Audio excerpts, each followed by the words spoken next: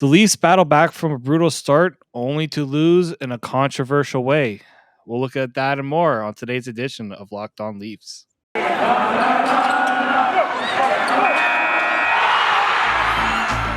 Locked On Maple Leafs, your daily podcast on the Toronto Maple Leafs. Part of the Locked On Podcast Network. Your team every day.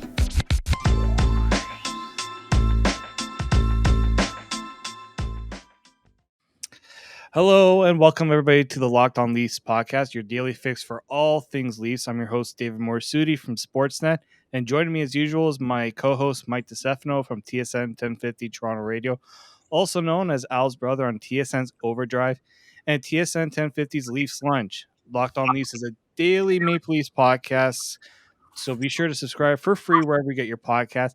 And make sure you catch us on YouTube at Locked On Leafs. We actually made it over to 200 subscribers. I saw that. I feel like we maybe get a little bit more after this one because the Toronto Maple Leafs down 4-1 with on the back of Erik Shulgren come back in this game only to lose in overtime. And boy, I think Auston Matthews spoke for every single person in Leafs Nation. Oh, yeah. How that ended. Oh, yeah. Like, Auston Matthews doesn't get heated quite often. Like, I never see this guy beacon at the refs. He's a pretty even-keeled guy, and often he gets, like, victimized in Toronto for not having enough emotion.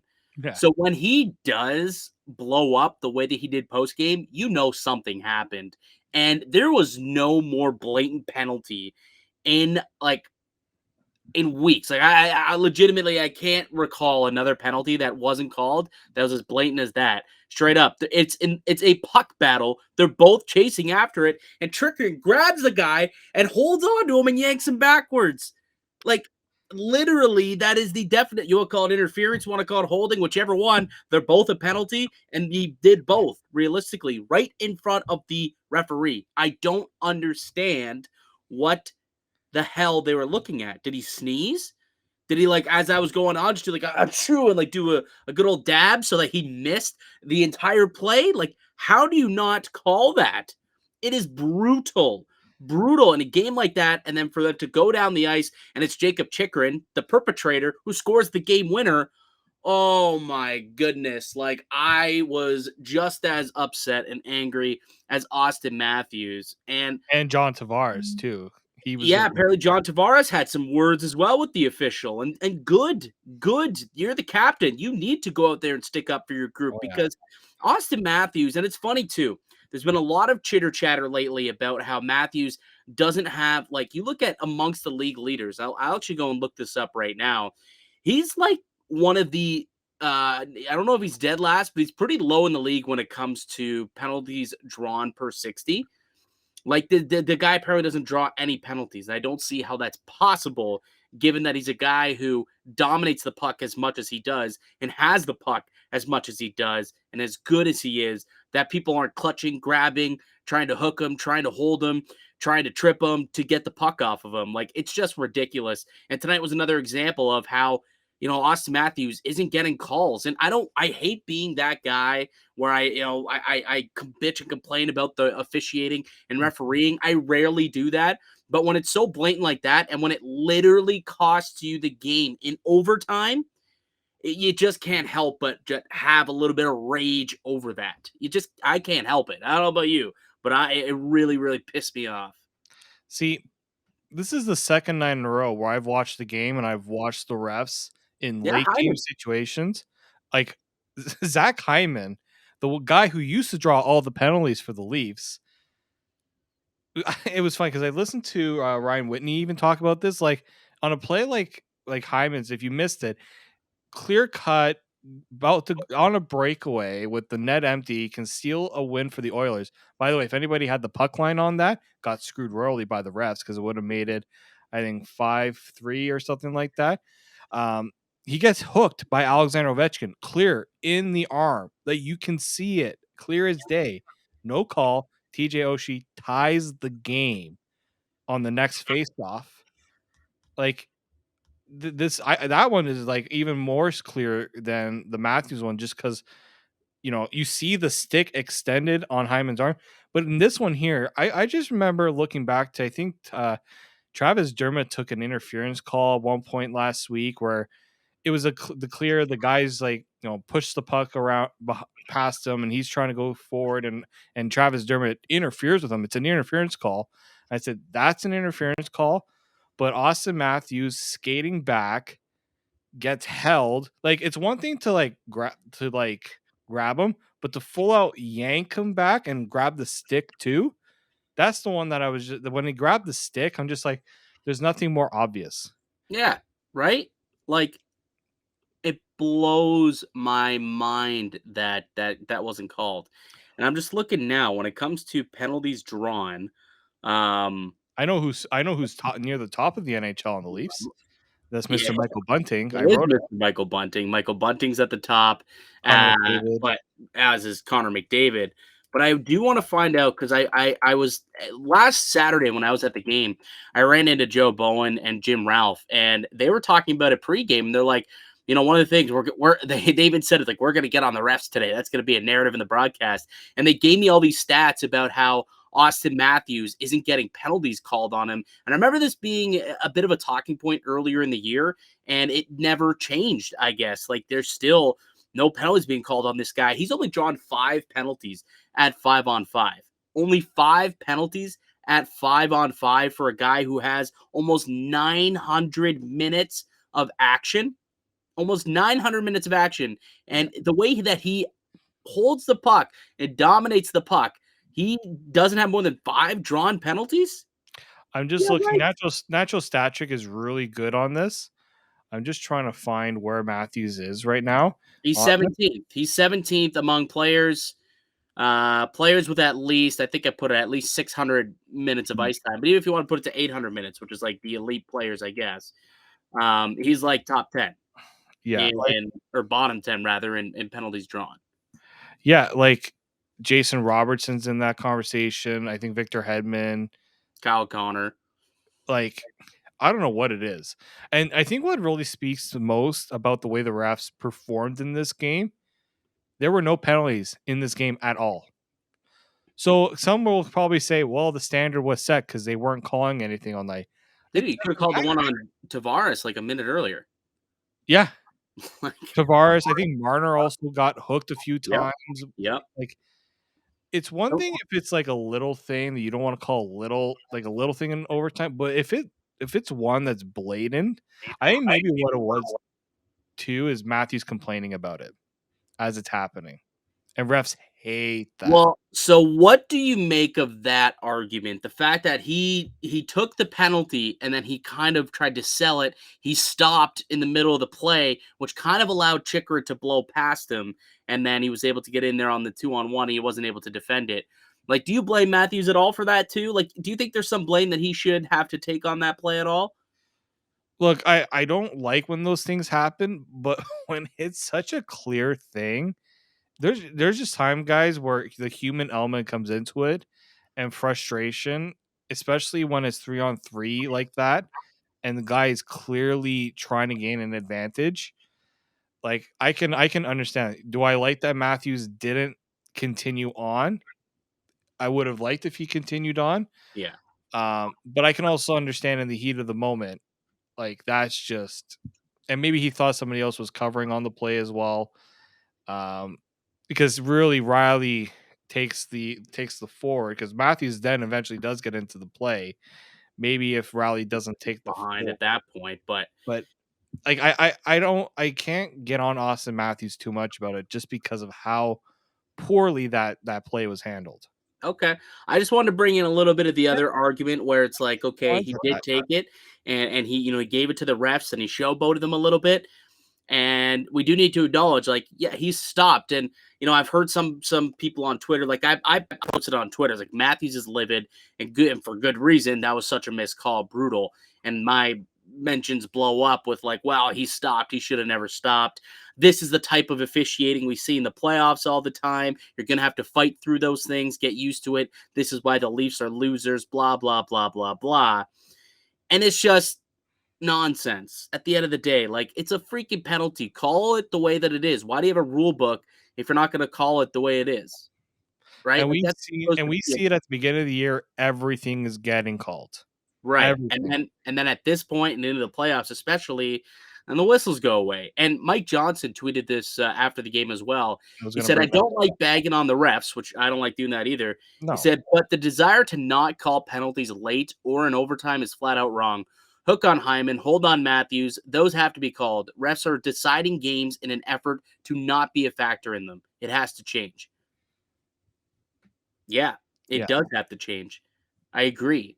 And I thought of this afterwards. I don't know if I'm on board with it. I don't know if I'm on board with it. So I want you to walk through it. Do we want to take a break and maybe come back with my potential suggestion to Yeah. problems like this? Okay. Why don't we take a break? When we get back, I'll tell you my maybe solution to problems like this, and we'll get into the actual game itself, not just the terrible officiating as well when we get back into it. And then hey, we got the Heritage Classic coming up this weekend. We'll tee that Oh, up a little bit as well. But first, I think we got a word from one of our show sponsors, Dave. yes, let's talk about our friends at Built Bar because, gee, maybe the refs were a little hungry and they needed a Built Bar for this game. Maybe that was it. Maybe they can try those puffs. If you haven't heard, you're missing out on one of the best tasting Built Bars yet. Puffs are the first ever protein infused marshmallow. They're fluffy, they're marshmallowy. Not just a protein bar, they're a treat and they're covered in 100% real chocolate. Puffs are a fan favorite with some incredible flavors: yummy, cinnamony, churro, coconut, marshmallow, banana cream pie. So good. They're going to be your new favorite. All Built Bars are made in 100% real chocolate. That's the puffs included. Low calorie, high protein. Replace your candy bar with these. They are better. Typical candy bar can be anywhere between 2 to 300 calories. Most Built Bars contain at least 130 calories. So, and many great flavors. Coconut almond. I just tried the caramel almond. Delicious, Mm. delicious. So you got to get on that. So if you like to get your hands on those Built Bars, go to built.com, use promo code LOCK15, get 15% off your order. So that's locked15 for 15% off at built.com. All right, we are back talking about this unfortunate 5-4 loss to the Arizona Coyotes. And Mike teased this a little bit going into the break, but he's got little bit, maybe a potential solution to all this referee hoo-ha, as they call it. Hoopla? Hoopla. Hoopla. Thank you, There Mike. you go. You're missing a whole letter there. An entire letter. See, But the refs have got me off Keeter a little bit. yeah, exactly. They got you so, hot and I'm not, bothered that you you know can't what? even It's speak good we properly. didn't record this right after the game because the Italian in me would have come out way too much. Dave, I was watching this, so I have some family in town. Well, we're going on vacation, so they're just staying the night, and then we're taking off here tomorrow. And we decided to go out for watch the game at like the local bar down the street, just the pub. Grabbed a pint, got some wings, and my uncle who's there is a Habs fan and a notorious Leafs hater. Oh no. Hater. Oh yeah, like Especially in the family, those are just rough. it's brutal. And when they scored that game winner, like he was that guy in the bar where everyone's like, bullshit. Like he's like, yeah, and he's got the loudest clap known to man too. It's absolutely insane. Oh, But yeah, he was giving it to me, man. He's like, oh, I can't believe it. How could you possibly lose to the Coyotes? The Coyotes. I'm like, you're a Habs fan. You're literally you just surpassed them in the standings like last week. Relax yourself, guy. Relax yourself. good job, Matt. Ending Leafs Nation with honor. Well, Yeah, as much exactly. honor as we have right now.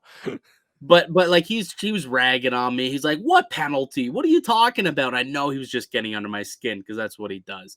But the solution, and again, I don't know if this is a solution, but it's more of a conversation and a discussion. But I did see Darren Dreger tweet out earlier after that game something along the lines of, "Looks like officiating is going to be a part of the summer discussions again at the GM meetings this year." I wonder if for a play like that, if it could be reviewable. You come from a CFL background where Yeah. calls are reviewable, and especially pass interference is a reviewable penalty. in the CFL. They tried in the NFL and then they got rid of it. But in the CFL, it's still alive. I'm correct, right? Yeah, it is. It's Right. it's not like the NFL. Like the NFL kind of adopted it from the CFL. Right. That's what I mean. And then, Yeah, but the CFL still has it they still have alive and well. You can still challenge an offense, a pass interference penalty. correct. So what if you could challenge that type of penalty? Like, and I know you'd say, well, how far are you going to go back? Because if there's a penalty like 2 minutes later and there's nothing, like, can you still go back? No, I think it ends when that possession is broken up.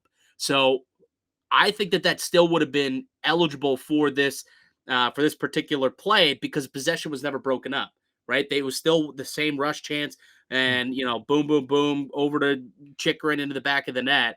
It was all one play, right? What if you made those reviewable plays? Because a game should not be decided because of a ref's mistake, and if it's correctable, which it is via a review, shouldn't it happen? Like, So you know what? I've thought about this because I've thought about it on the football level. I've thought about it even in hockey with the offsides and the goaltender interference reviews. I think if the play directly ends up into a goal, so meaning there's a time period between when the penalty occurred right, and the when same rush, the same yeah, possession, like I'm so like talking about. I Yeah. would say like even like 10, 15 seconds because that's literally how long it took for that play to happen into a goal. I think it's worth it. If it's directly involved in the play, yes. If it's a penalty that happened like, they get Matthew gets held and Arizona takes a few trips into the leaf zone, doesn't get a goal, and then it goes the other way, and then eventually there's a whistle. I don't think that's the Right. answer because Yeah. you're prolonging the game more. But in a case like that, how long would it take realistically for that play to be reviewed?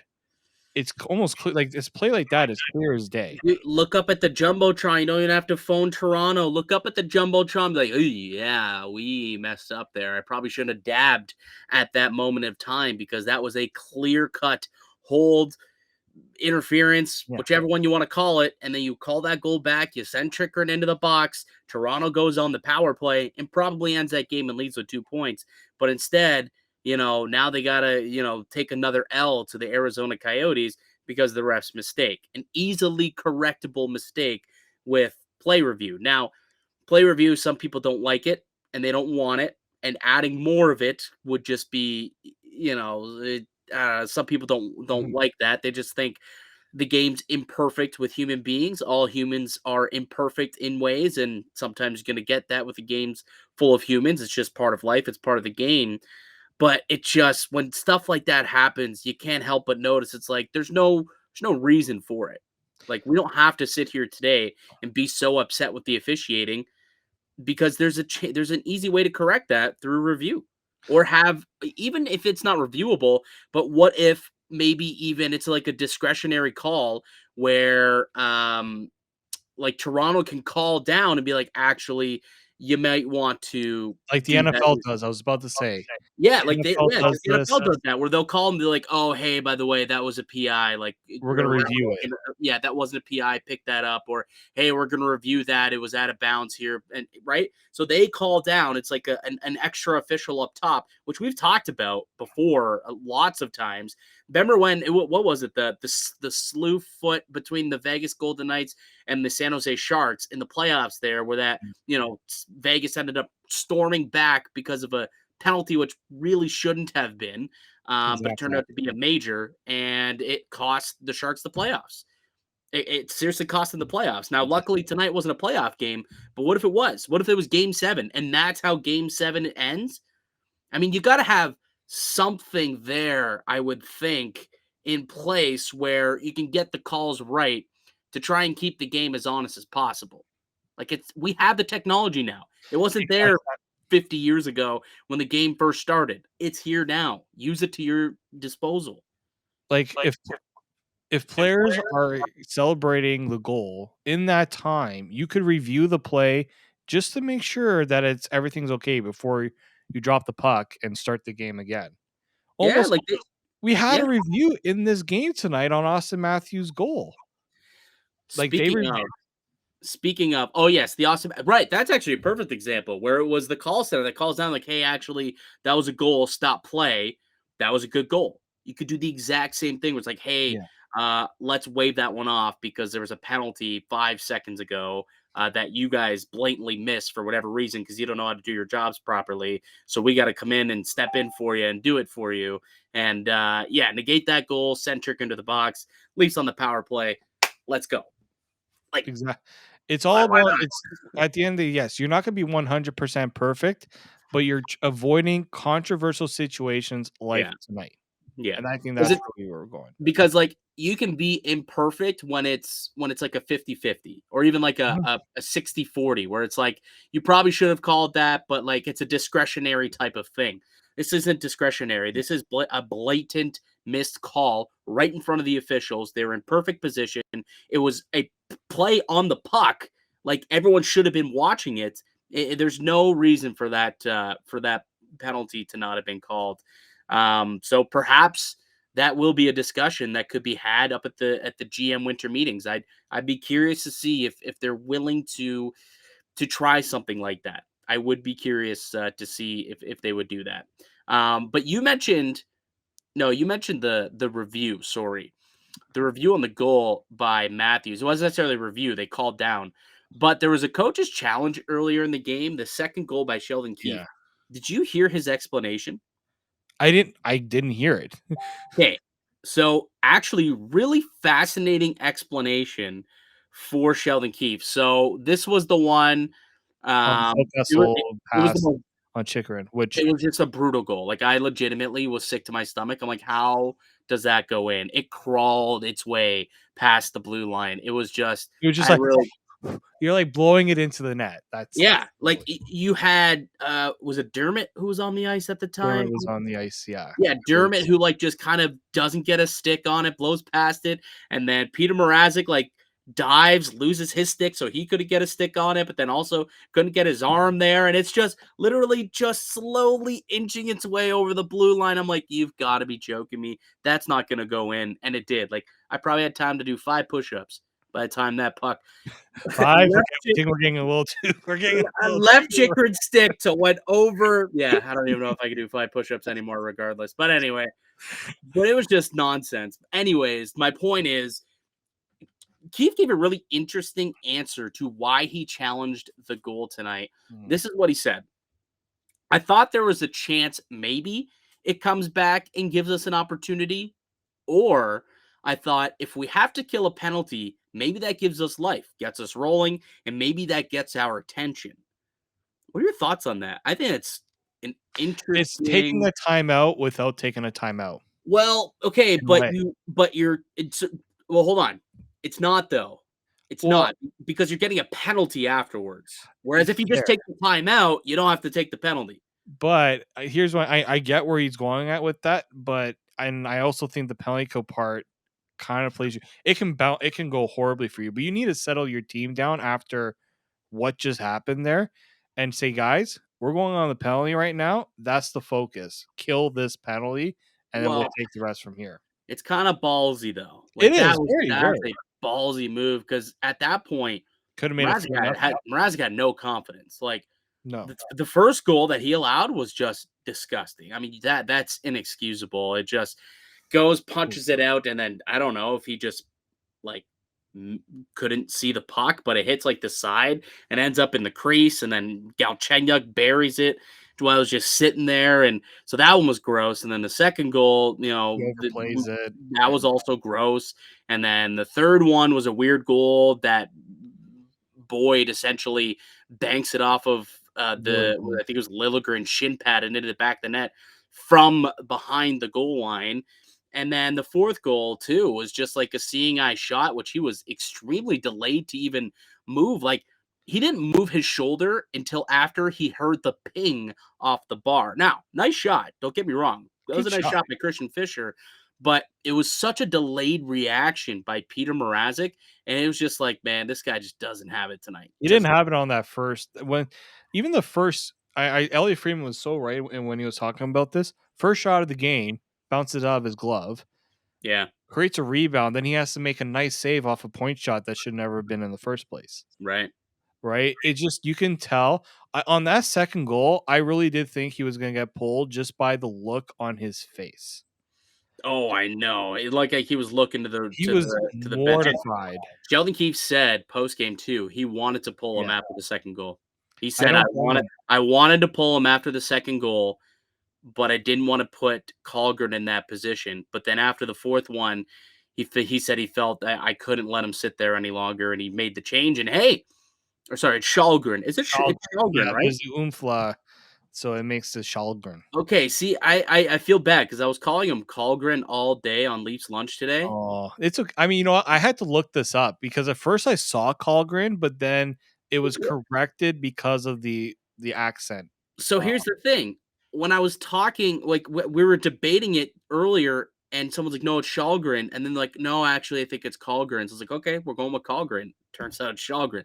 Anyways, came in tonight and actually made some nice stops. Like he wasn't that overly busy, no.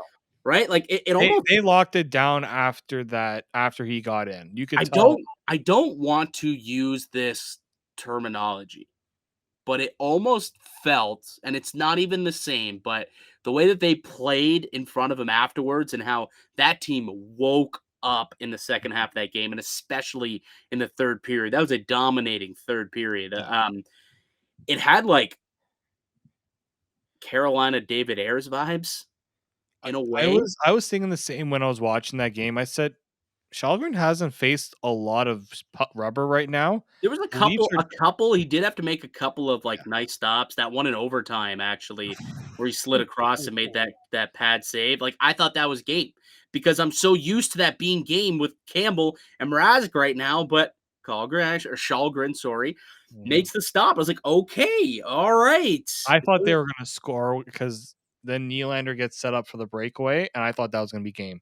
I know, I did too. It was It perfect. almost was if it was for Nick Schmaltz making for that play on the goal line. Yeah, like, Shulgren makes a perfect who was that on? I don't remember who that was on, but makes a Oh, great stop. Maybe on Phil.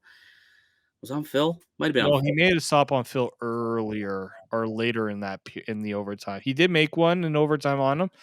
I'm actually Anyways, it was glancing on it was a cross ice pass into the slot. He gets over, makes a nice pad save. The puck goes up the other way. Same thing. I thought Willie was about to end that game, and then he didn't. And we obviously know what ended up occurring a couple of moments later. But that was a roller coaster, man. And the Maple Leafs, they just keep giving us roller coaster games. And this was kind of the opposite of what they've done recently, where typically it was the good start and then they fade away. Where here it was just a horrible start to the game, god awful goaltending for the most part. And then the third period, they really got cooking. They tightened up defensively, and I don't know if it's that they tightened up defensively or just the fact that they had the puck the entire period. Like they were just going wave after wave after wave, and they just really were just taking control of that hockey game. And it's like that's what you're supposed to do as a top five team in the league against the league's worst team. That's how you're supposed to play. And it's just a exactly. little bit frustrating that it took until the third period to do it. But even more frustrating because that game should not have been 4-1 in the third period. There's No, no not at all. chance that the Arizona, I think they had like a 1.83 goals against or Or expected goals expected tonight. goals. 1.8 expected goals, and they had 4 by midway through the game on Marazzic. And then Shulgren shut it down, didn't allow anything until the one in overtime, which we already know shouldn't even freaking count. Yeah. It Yeah. was it was an interesting game. A roller coaster, I think, is an appropriate term to use. They're the Toronto Leviathans right now. I was gonna say behemoths. Yeah, right. They're the Toronto Leviathans. Shout out to all the All the fine folks up in Wonderland right now. yeah, all those good Wonderland folks out there. But uh yeah, I think it's tough covering and watching this team right now. It's literally just like an anxiety attack waiting to happen. Yeah, we're not falling asleep during any Leafs games, that's for sure. No, no, not at all. But why don't we hit one more ad read and then when we get back, is there something else you want to touch on for the game, Nope. or you want to I get wanna into the flow? what I wanna touch on will kinda bleed into what we're gonna talk about in the final segment here, 'cause there is another game we gotta talk about on Sunday with the Heritage Classic. We're gonna head outdoors. Later. Yes, yes. Gonna be an interesting one. And there's also some speaking of Buffalo, There was a quote, a Oh. clip that's floating around on the internet from one Jack Eichel who made his return to Buffalo tonight. I'm going to tell you what he said after we hear from our friends at betonline.net, because it's that time of year again as college basketball's tournament is finally upon us. From all the latest odds, contests, and player props, betonline.net is the number one source for all your sports betting needs and info. BetOnline remains the best spot for all your sports scores, podcasts, and news this season. And it's not just basketball. BetOnline is your continued source for all your sports wagering information needs, including live betting and your favorite Vegas casino games and even hockey. You can head to the website today and use your mobile device to learn more about the trends in action. Bet online, it's where the game starts. All right. Well, for the final segment here of the podcast, we're going to discuss a game that's kind of it snuck up on me a little bit. They were talking about it tonight during the broadcast, talking about the history, and we saw those navy jerseys again. I'm going to say I like the color now that I see it a little bit more in a better model than what we had in the first unveiling of it. Mm-hmm. Uh, Still going to just see the T though when you watch on the broadcast. Arenas is Yeah. just not going to be visible No, at all. no. But before we Hold on. Yeah, before we get, were you about to tee up the Eichel stuff? yeah, Okay. Can you because pull it up? You got those capabilities. Why don't you pull it up? Go on my Twitter, because I tweeted it. Matt Beauvais has it there, because if you're on TV or if you're watching it on YouTube, you can see the visual version of this, and that's kind of the beauty of YouTube now. We can actually show video clips, which we probably I don't know if we can show highlights though because of stupid. well, it's post game audio, so I think we're not This showing we game could highlights. show. I was thinking whether or not we could have shown the Chychrun hold or not, but Oh I no, don't there. know. Yeah, we do Yeah. not want to get flagged for YouTube on that one. So I'm Could gonna. probably get away with a tic-tac-toe No, mark GIF, there was though. plenty of people here that were All right, so 1 second here. I'm just pulling that up. All right. Okay.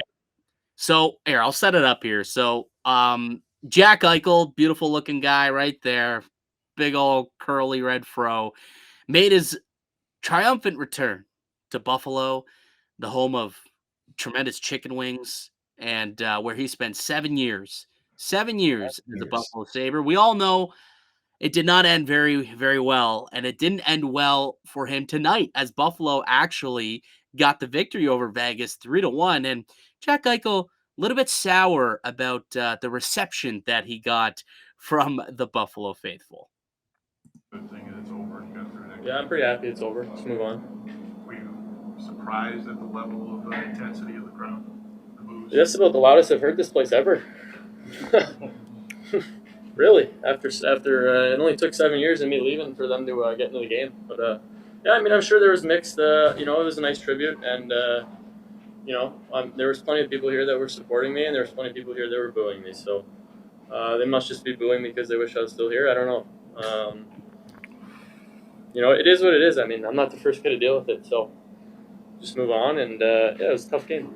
Give them credit; they played hard. Good thing it's over. Oh, Yeah, I'm pretty happy it's over. Yeah. that's just brutal. I love that, though. I'll be honest with you. I think that is hilarious. The passive aggressiveness is just like, that's my kind of style of comedy there. I appreciate this so much. Like, to the people of Buffalo, did you deserve that comment? Did you deserve that slap in the face? Not really. But do the Pagulas and everyone who booed him? Yeah, I think you kind of did. I think you did. So I actually respect Jack Eichel for those comments. I will say this: he had a much easier time than Ben Simmons did. If you watch any of the Ben Simmons return to Philadelphia, Yeah. I think Jack Eichel, maybe he was. You know what? I saw the first that sign in warm up that said "Thank you for nothing, Jack," and it just speaks to I think everything that went wrong with his era in Buffalo. Jack Eichel was never going to be the savior. Putting it on one guy was just never going to work there. No. I saw a comment saying, "Oh, look at all these guys he got to play with." I said, "The Sabres just never put it together properly. Like it never worked there." And so I felt Jack was justified with those comments just based on he gave them 7 years and he didn't. It's not like he didn't try. He was a fantastic player for them, and then the way it ended, I don't blame at all for how he's reacting. Well, he's also not wrong. Like No. I've been to this is a team that hasn't made the playoffs in like a long time. I've been to a lot of Sabres games. Me being in Niagara Falls, like I typically would go to Sabres. Like I've been to way more Sabres games in my life than Leaf games. A, it's closer. B, it's You a can lot actually afford it cheaper. a little bit more. It's a lot cheaper as well. Like I could go to 5 Sabres games for the price of like one like ticket in the bowl in Toronto. It's insane. But that's not. Let's just say Not this: wrong about that. easy to get tickets in Buffalo. Very easy to get tickets. You want to go with a group of 30 people day of the game? You'll probably find a section with 30 spots in it that you could fill out that request. Let's just say that. So he wasn't wrong, I don't think, when he talks about there being it being the loudest crowd, because it probably was, because it hasn't been a ruckus happening crowd in Buffalo for quite some time. And I'm very curious to see how this crowd on for Sunday's outdoor game, considering it's in Hamilton and it's going to be is it going to be a 50-50 split? Is it going to be made? God, no. God, no. Why would you even it's not even a 50-50 split in Buffalo. What do you That's very mean? true.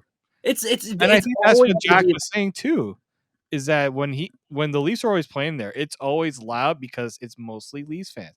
There yeah. are Sabres fans who try to give the team a little bit of a bump so that it's not totally Leafs fans. But no, I probably overestimated how many Leafs fans, especially in where your part of the woods is.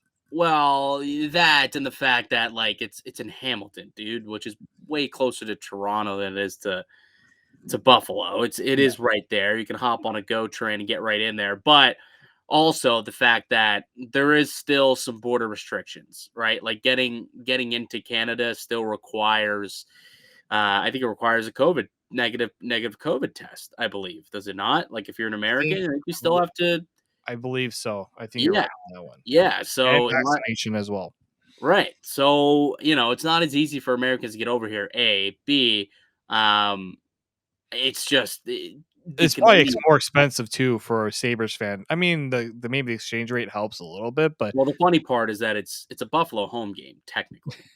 I I don't understand that one considering it's in Canada.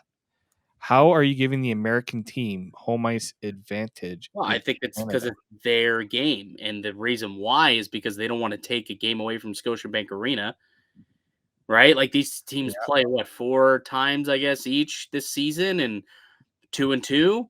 Which one do you want to take gate from? The one in Toronto or the one in Buffalo? That's fair. I mean, I'm wondering how it worked with the Centennial Classic a few years ago when it was at. I mean, oh, that was clearly a Toronto home game. I wondered if they were okay with that because it was in Toronto. I think it would have been. Yeah, Yeah. I think that still would have. I mean, they sold the same amount of tickets there. yeah. Actually, more tickets. You can Oh fit yeah, more it was a people. Yeah, you huge can get crowd. more people I was outdoor there. at BMO than it does indoors. Whereas in Buffalo, like you're only going to get, like 12,000 people. Whereas you'll get way more at Timmy's Field anyway. And I you'll get think all the people from Toronto who are going to go as well. I think you'll get. I wouldn't be surprised if it's at least 25,000 at that game. Let me see. Let's Tim see. Hortons Field is usually it's about because they are adding in those extra stands I saw in the end zone. So there's going to be maybe a few thousand added from that. I don't know if they're going to put up the temporary bleachers. It depends on how many tickets they've sold, and that usually talks about the demand. But I think it's at least 25,000 for Tim Hortons Field. Yeah, so for a football game, it's about 24,000 with the potential to boost capacity to up to or a little bit more than 40,000. So there's capabilities to get it to a 40,000 seat building if you want. Uh, So I'll give you another one. The Grey Cup that was in Hamilton had 26,324 people. okay. And that uses the whole surface, whereas the hockey game's not going to use the whole surface, and they'll be able to build other Yeah, seats around it as well. So exactly. maybe sometimes they do, sometimes they don't. But They did for the Centennial Classic because I yeah, was I was there. They had closer seats in the north end zone, the south end zone. That had the massive ass bleachers that I was freezing my tush on. but the game itself, man, like the game itself, It's very intriguing now why is it intriguing to you? Curious to hear your answer. Not that it's because not. at no point in that game, in that press conference, and I think it was right on Sheldon Keefe to do it. He did not name a starter. He did not say who it was going to be. He was Oh, very complimentary of Erik Shulgren after that game, and very not complimentary of Petr Mrazek after that game. Yeah. I don't. He said I want to pull him after the second goal. He's like, yeah, I actually wanted to pull him after the second, and I just didn't. So I let him sit there, and then eventually I was like, okay, I got to get this guy out of here. He was not pleased with Peter's performance. And Marazzic, I'm sure, wasn't pleased with his performance tonight either. But you're right. But, something we haven't talked about yet on the podcast somehow. We're 40 minutes in.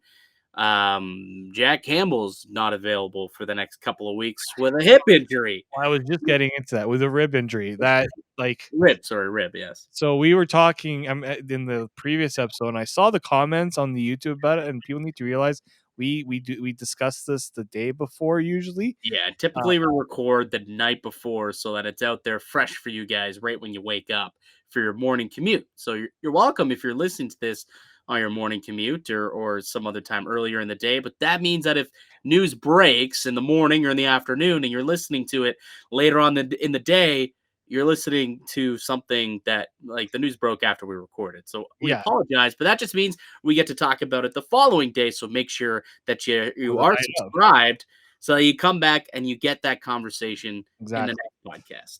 That I like literally Sheldon Keefe saying this is Peter's chance to take the reins and just go with it.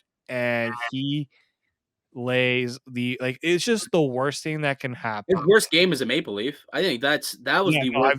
I don't think he's had I think that's by far the worst performance of the season by a goaltender. I think so too. I'd agree. Like I know Jack Campbell's allowed 5, 6, 7. I don't think the Detroit game he allowed 4 before he got pulled. Yeah, the thing is like when you look at those goals, like which one could you look and say, yeah, that's kind of a toughie? Which one? Only one was the fourth goal. Even that one, like that's a seeing eye shot. Like you gotta get out, be aggressive. He's an aggressive goalie as is, so I'm surprised that he wasn't on that shot. But get out, be aggressive, be big, and just like get a shoulder on that. You know what I mean? And he's a bit of a smaller goalie, so that's the disadvantage of being a small goaltender. When you drop to your knees to your butterfly, they can pick your corner up above your shoulder a little bit easier than those Vasilevskis or those Ben Bishop type guys who are 6'6" hulking monsters. But yeah, tonight was not a very good night. So Jack Campbell won't be available on Sunday. Are you suggesting? You're not, are you? No, you're not. I can't yet. I can't do it just because it's tough to put up. Like it's funny because like everyone's like, it's tough to put him in this situation, but it's like young goaltender. I'm like, well, he's 25, so he's not like a youngster. But I understand he doesn't have a lot of NHL experience, but he has professional experience. This isn't a guy that is just coming out of juniors and playing pro hockey. He's coming from Sweden. Pull up his stats here. Let's see what he's done so far. I'm just pulling up his elite prospects page because he's come from Sweden. 25 years old. Erik Shulgren. Let's see. So with the Marlies this year, like a 302 goals against and a 904 save percentage with the Marlies. But we do know that sometimes when you're playing in the minors, your numbers could be deflated a little bit because the poor play in front of you. We've seen many goaltenders struggle in the minors but find success in the NHL. I mean, Jordan Binnington is another one. And someone tossed out this tweet. Actually, I think it was Julia texted me, my co-host on Leafs Lunch. I think she said it jokingly, but she's like, is Erik Källgren or Jordan Binnington? And I'm like, well, they both were number 50. Not saying that that's going to be the case, but it was a funny little joke nonetheless. But his last couple of years in the SHL, a 911 save percentage with the Vax Joe Lakers, a 237. You know why he got on the Leafs radar too? Why is that? In that playoffs, and if you're looking at his page there, in the SHL, in the 10 games, a 930 save percentage. Yeah. 174. Yeah. That caught the Leafs. I know when they signed him, like a lot of people pointed to his playoff performance as the reason why the Leafs went after him. Doesn't he remind you of the monster? Jonas Gustafsson. I was gonna say, what's his? He doesn't have the size of the monster, No. but in terms of hopefully your strike thunder, in terms of lightning in a situation like this, potentially. I mean, it's the monster was, but the buildup of of Jonas Gustafsson when he came here was The savior. oh my! I just remember it was a preseason, the final preseason game, and it was his first go around with the Leafs. There, he made this amazing save, and the ACC at the time was ACC Scotiabank was giving him a standing ovation in the preseason, Dude. and I'm just like, this is not going to go well if he falters, and lo and behold, he kind of did right off the Team sent gave him the John Tavares treatment. They flew to Sweden to talk to this guy to convince him to sign with their club. And Brian Burke got his ass on a plane, flew to Sweden, and got Philip Gustafsson to come to Toronto. It was insane. But yeah, to get back to Erik Shulgren though, I mean, he's not going to start. I don't. It's going to be Petr Mrazek, unfortunately. But it's going to be Petr Mrazek because A, he's got a sick pair of pads. Have you seen the pads that he's got set up for the game? Those look dope, and they should definitely get shown off. And, I mean, they need Petr Mrazek to turn it around. So I think you got to throw him back out there on Sunday and just pray that he gives you a good performance and then can kind of get on a roll here. Because, again, no Campbell the next couple of weeks. I doubt Erik Shulgren is going to be the answer. So you better give Peter a chance to put this game behind him, flush the tape, get rid of it, and then come back with a much better effort and hopefully build off of that Sunday at this outdoor game. I don't. Yeah, I think so too, because I'll give him credit. He faced the media after the game too. Yeah. And he didn't look like a person that had a terrible night when he was talking about his performance. So I'm just hoping that we don't see he's able to balance. He has to show his mental strength as a veteran goaltender, because he's the only realistic option they have right now. It'll be very curious to see Keefe kind of talk about the decision to put him in, if that's where they go, and I'm more inclined to believe that way. So we'll see, but I do think you're right on that one. Yeah, and there was also an update today on Jake Muzzin. Looks like they're hoping about 1 month away. So that's the news that I think they were hoping to get, which also does mean that they're probably not going to use his LTIR space at the deadline, which clouds things up a bit. Definitely only means that they can make one deal, one move that has any type of any type of substance to it. So I wouldn't expect multiple moves to be made here, unless it's just like a depth move or something like that. But so Jake Muzzin looks like a month from now might be ready to return, or that's the hope at the very least, which should give him about 10 or so games to get into form by playoffs, which I think is probably a good call. And because there's no way that I would feel comfortable throwing him out there in game 1 of the playoffs without any type of conditioning stint or any games at all. It's just, it wouldn't go well. I really don't think it would go well. But I think so we hit on those newsy items as well, which thankfully we did, because I would have been really mad at myself if we didn't bring those up, because those are important topics that the Maple Leafs Nation does want to hear about. So I'm glad that we and it would have ruined your vacation, Mike. Let's be real. It would have ruined my vacation. It would have, and this is the last time in the next week. I guess I'm not going to be here next week, so it's going to be you. You got the reins. You know exactly what's going to happen. You know exactly what's going to happen with you gone now. I'm going to get Wally pipped. No. Am I going to get Wally pipped by you, Dave? Are you going to become the star, and then whoever you bring in as my replacement, and you're just going to say, we don't need Mike anymore. He stinks. I mean, that's not my call anyway. So even if but no, I appreciate the vote of confidence, and I really, really do hope the Leafs save the trades for when you return. Oh, I'm not going to get Wally pipped. I'm going to get Brian hazed. Exactly. I'm gonna get Brian hazed, aren't I? Oh man, we're gonna see JT Miller get traded to the Canucks, and I'm not even gonna be here to talk about it. Oh, what a shame. Or Jakob Chychrun, perhaps. After tonight's performance, I wouldn't mind a Jakob Chychrun in the blue and white uniform. That's Maybe Auston Matthews have a little bit of a conversation before he joins the locker room, but I think that can be easily resolved. Yeah, probably could be resolved if he puts up performances like he did tonight against Toronto, against other teams. Did you hear him pregame talking about how much he loves to play in Toronto? It's the mecca of the hockey universe. Spoke very glowingly. He's just playing it like, it's perfect theater. Yeah. Give him a bow for that performance. Oh yeah. But Leafs and Sabres Sunday, 4 p.m. puck drop. 4 p.m. Keep that in mind. A little 4 p.m. action on Sunday. You got the right time this time. That's good. Yes, we do. The Heritage Classic. It'll be a great game. I'm excited. I think I'll be able to find it.